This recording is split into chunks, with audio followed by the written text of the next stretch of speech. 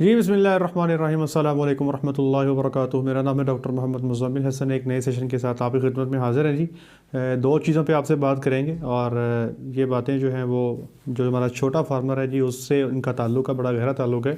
उससे पहले आपको बता दें वो जो हमारा फेसबुक का पेज था जो हैक हुआ था, तो कल वो जो भी हैकर था उन्होंने हमें दोबारा से एडमिन बना दिया और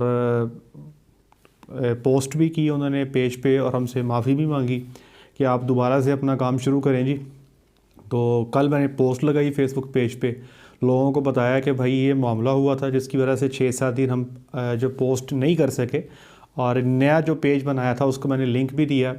और ये मैंने कहा लोगों से कि भाई मुझे नहीं पता कि दोबारा पेज के साथ क्या बनता है, क्योंकि अभी भी वो पेज के ऑनर हैं जी, और ये ना हो कल फिर वीडियो डिलीट कर दें या कोई ऐसा मसला हो जाए। तो ऐसा ही हुआ जी, अभी मैंने देख रहा हूँ उन्होंने दोबारा एडमिन से उतार दी है और जो कल वाली 2 वीडियो थी दोनों डिलीट कर दी हैं, और दोबारा से फिर हम अब पोस्ट इस पर नहीं कर सकते। ठीक है जी।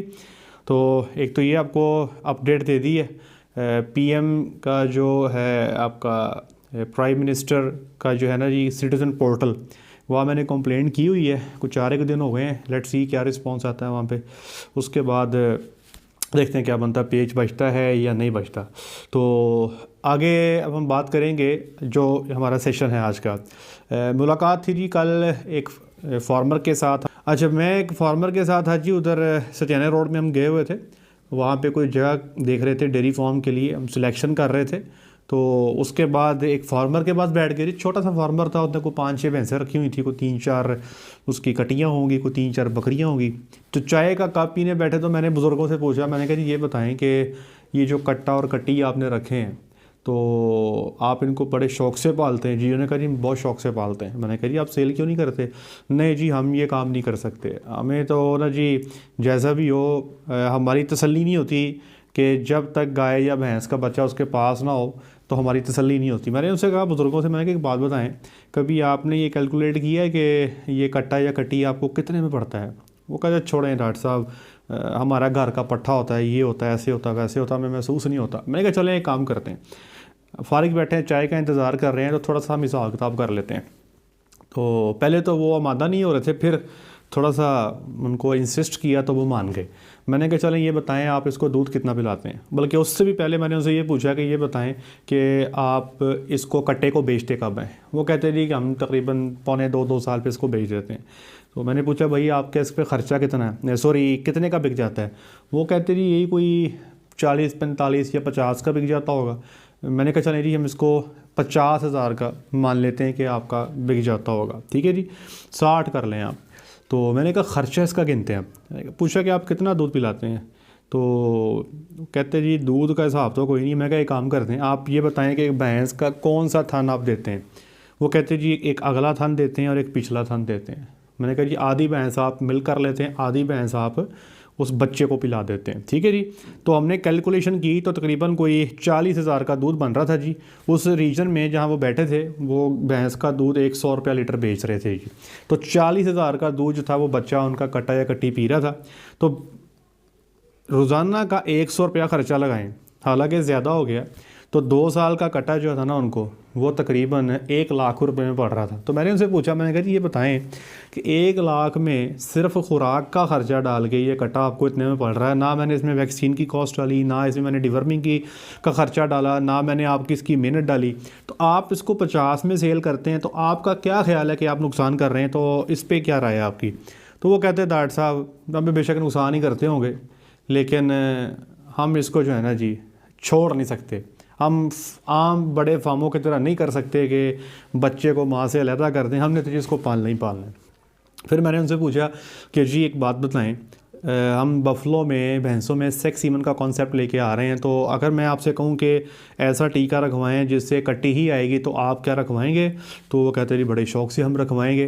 तो मैं आज इस प्लेटफॉर्म पे ये बात आप सब लोगों को बताना चाहता हूँ, गवर्नमेंट को भी, अगर गवर्नमेंट ऑफिशियल्स में से कुछ लोग मेरी ये वीडियो सुन रहे हैं तो मैं उनको बताना चाहता हूँ कि ये जो फार्मर है ना, इस पे अगर हम काम करेंगे तो ब्रीड हमारी बेहतर हो जाएगी, क्योंकि इसको अखराजात से और इस फार्मर को नफ़े नुकसान की इतनी परवाह नहीं है जितना इसको जानवर से मोहब्बत है।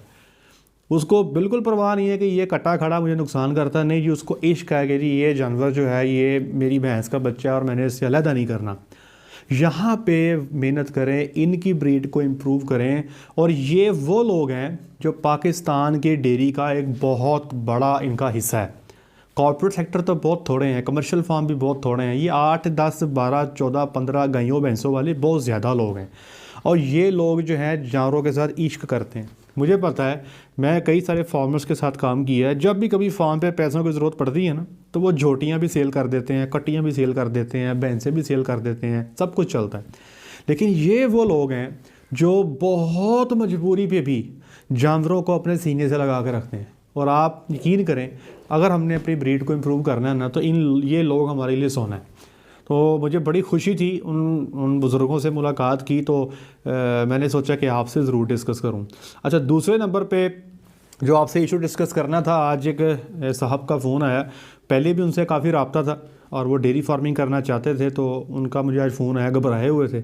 कहते डॉक्टर साहब मैंने तो कोई 1.25 करोड़ या 1.5 करोड़ लगा दी है, शेड भी बना लिया है, इक्विपमेंट्स भी आ गए हैं, ये वो सब कुछ। अब जानवर लाने वाले रहते हैं, तो सुबह के टाइम एक दोस्त आए हैं मेरे पास, तो वो मुझे कहते हैं यार तो केड़े कमी लग गए हैं, तुझे बड़ा नुकसान होगा, ये वो, तुम्हारे पैसे ज़ाया हो जाएंगे। वो ना घबराए हुए थे, परेशान थे कि डॉक्टर साहब ये क्या करूँ, मैंने इतने पैसे लगा दिए हैं। तो ये मेरे दोस्त मुझे कुछ ऐसा बता रहे हैं, कहते हैं मैंने कुछ अमेरिकन फार्म्स को विज़िट किया है जहाँ पे अमेरिकन काउज़ हैं, वो खुश हैं, तो आप मुझे बताएं क्या करूँ, मैं तो घबराया हुआ हूँ। तो मैंने उनसे कुछ बातें की, मैंने सोचा कि चलें आपसे भी करनी चाहिए। मैंने उनको बताया, मैंने कहा देखें जी, हर काम का करने का तरीका है जी, अगर आप उसको उस तरीके से नहीं करते जो जिस तरीके से उसको करने का हक़ है ना, तो फिर आप फ़ायदे की ना सोचें। मैंने कहा 2-3 चीज़ें अगर आप कर लेते हैं, एक क्वालिटी एनिमल आपने लेना है और आप उस पर बड़ी मेहनत कर रहे हैं, आप मेरे से राब्ते में भी हैं, आप वो कई सारे लोगों से राब्ते में हैं, आप छंटी कर रहे हैं, सिलेक्शन कर रहे हैं, ढूंढ रहे हैं, मेहनत कर रहे हैं।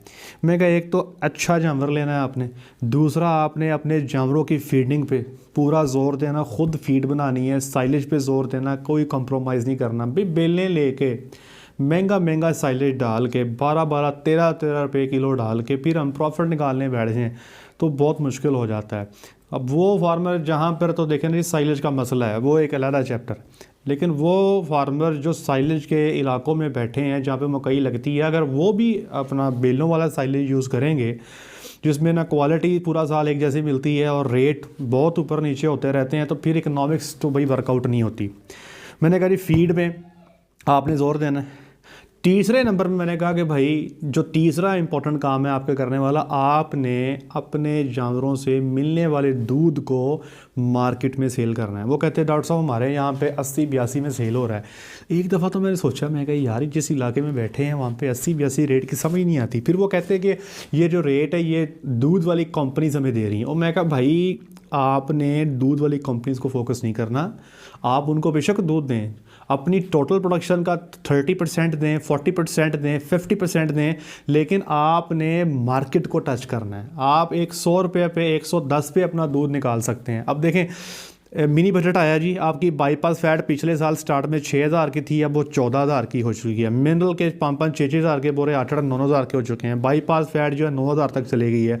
आपकी हर आइटम इतनी महंगी है और दूध का रेट इस दफ़ा बढ़ेगा, इंशाल्लाह बढ़ेगा, लेकिन किसका? वो जो अपना रेट खुद दूध सेल करता है। अगर आपने कंपनियों को देना ना, तो वो आपको उनकी मजबूरी है आपकी, जैसे वो कहेंगे आपको चलना पड़ेगा। तो मैंने ये 3 बातें उनसे कही कि जानवरों पे फोकस करें, अच्छे जानवर लें, उनकी फीड पे ध्यान दें और आपने दूध को खुद सेल करना है। इंशाअल्लाह अज़ीज़, इंशाअल्लाह आपको नाकामी का सामना नहीं होगा। और एक टेक्निकल बंदा साथ ले लें जो आपके फार्म पे रहे, आपके फार्म के जानवरों को देखे। डॉक्टर का काम क्या है? आपके फार्म पे ब्रीडिंग को देखे, आपके जानवरों की हेल्थ को देखे, ठीक है जी। और आपका क्या काम है? आपने डॉक्टर को फैसिलिटेट करना है और जो दूध पैदा हो रहा है आपने उसकी मार्केट बनानी है। इंशाअल्लाह अज़ीज़ आपको बच्चियों से भी फ़ायदा होगा, आपको दूध से भी इंशाअल्लाह आपको फ़ायदा होगा। तो मैंने सोचा कि आपसे ये डिस्कस कर लूँ।